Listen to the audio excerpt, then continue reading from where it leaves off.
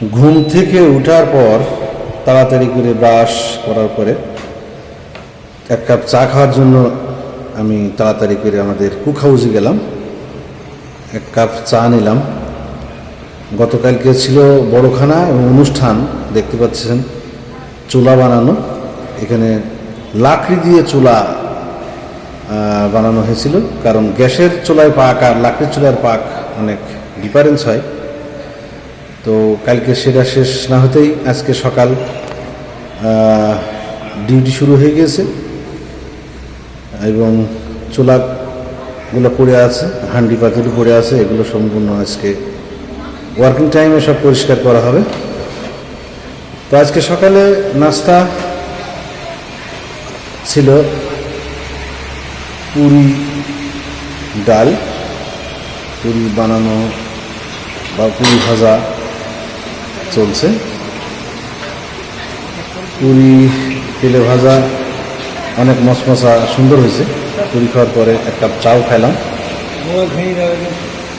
তো আমার দোস্তর সাথে দেখা, দোস্ত কাজ করছে এবং কিছুক্ষণ বাদে আবার 10টার নাস্তা কার্যক্রম চলছে। পিএস কাটছে এবং দুপুরের রান্নার জন্য যে প্রক্রিয়াটা সেটা চলছে। মুরব্বী আমার নানা পরে দেবো ভয়েস, উনিও কাজে লেগে আছে, চাকরি প্রায় শেষ।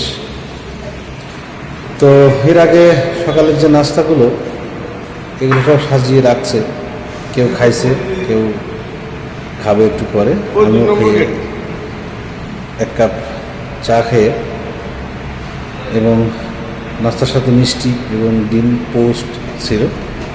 গতকালকে বড়খানা খাওয়ার পরে যে উৎকৃষ্ট প্লেট সেগুলো অপেক্ষা করছে, ধুলাই করবে আজকে ওয়ার্কিং টাইমে। অফিসারের টেস্ট দেয়া, এখানেও দেখছি পুরি এবং ডাল দিয়ে রাখছে।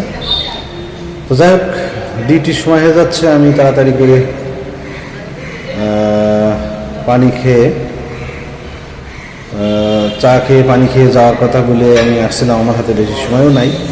দেখছেন প্লেট বাটি ধোয়া এবং প্লেট বাটি রাখার একটা জায়গা, এখানে সবসময় পানি স্যাঁতস্যাঁতা পরিবেশ হয়ে থাকে, কারণ পানি গতকালকে রাত্রে প্রচণ্ড গরম ছিল এবং এক পর্যায়ে মধ্যরাত্রে হঠাৎ করে আল্লাহর রহমতে বৃষ্টি এবং প্রবল বাতাস, তাই আমাদের প্যান্ডেল লণ্ডভণ্ড করে দিয়েছে দেখছেন। এবং গোলঘর খুবই সাজসজ্জা করা ছিল কালকে অনুষ্ঠানে, সেটাও রাত্রে বাতাসে উল্টি পাল্টি দিয়ে গেছে এবং অনেক সাজসজ্জা ছিল, সেটাও বাতাসে উল্টি পাল্টি দিয়ে গেছে। তো সবাই ভালো থাকবেন, শুভ সকাল। এবং এই ভিডিওটা কোথা থেকে দেখছিলেন, আপনাদের রিয়েল যে কোলোকেটেড একটু কমেন্ট করে জানাবেন। এবং সবাই ভালো থাকবেন, সকলের সুস্বাস্থ্য কামনা করছি। আল্লাহ হাফিজ। ভালো থাকা হয় যেন